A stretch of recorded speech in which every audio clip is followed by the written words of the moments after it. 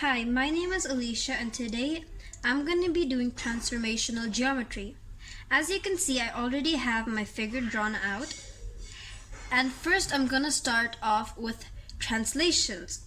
Now to transform this figure into a I'm going to be using a translation 6 right and 3 down.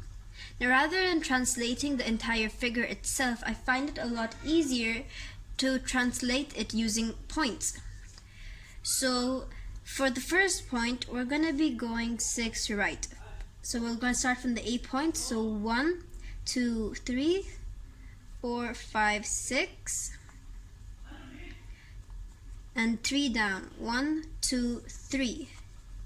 Now we're going to mark this A prime because this does not represent the original, only a replica. So starting from B point, 1, 2, 3, 4, 5, 6, 1, 2, 3. B prime. C goes the same, 1, 2, 3, 4, 5, 6, 1, 2, 3. And same goes for D. 1, 2, 3, 4, 5, 6, 1, 2, 3. This is C prime and this is D prime. Now, just like in school, we're gonna be connecting these lines with a straight edge. So go down and we connect.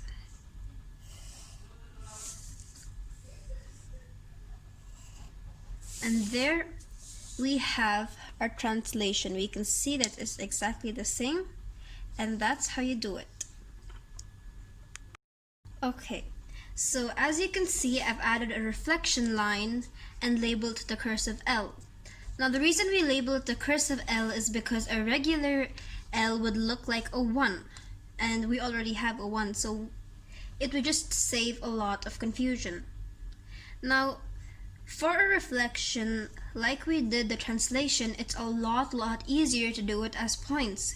Now basically what I'll be doing is just counting the same number of blocks or half a blocks which is above the reflection line to below the reflection line.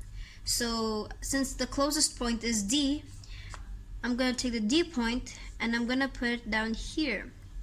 As you can see, it's only half a block above the reflection line, so I'm going to be labeling this D prime prime since we already have a prime here. Next is C. C is 2 blocks above, so 1, 2 blocks below. This is going to be C prime prime.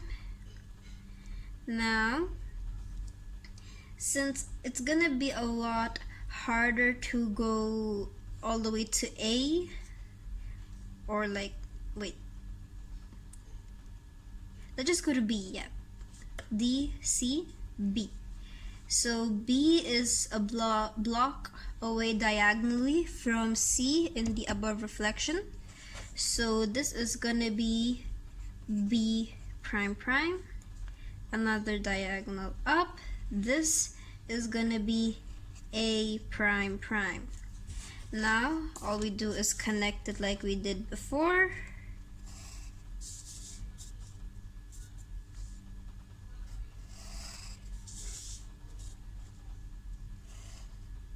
And there we have it. We have a perfect reflection of the figure above. Now, the next thing we're going to be doing is rotations. Now, for a rotation, it's going to be a 90-degree clockwise or counterclockwise rotation.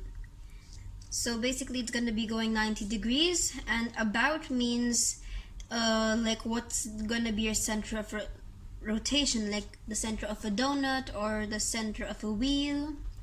So I chose the points 4 and 5 as my center of rotation, but it can be anything, but you have to be very careful about what you're choosing as your center of rotation because it affects on how your graph how your figure lands on the graph. So the method that I find quite easy, or my favorite method, is to take a tracing paper,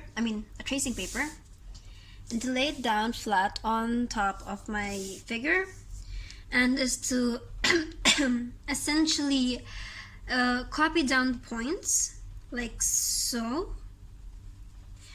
I'm not even gonna bother taking down the lines because that's unnecessary. And what I'm gonna be doing is I'm gonna take down the center of rotation, and I'm gonna be taking it 90 degrees. So since this is a 90-degree point, I'm gonna be just going to turn it around like this. And this shows our new points for the rotation. Excuse me. So if we see here, our new points are gonna be located at 7, 10, 6, 9, 5, 8, and 5, 6. Now essentially all we do is we copy this down and connect the lines, and we have our dots. So 5, 6 is this, 5, 8, 6, 9, 7, 10, and we connect this with our straight edge like we did in kindergarten. Connect the dots.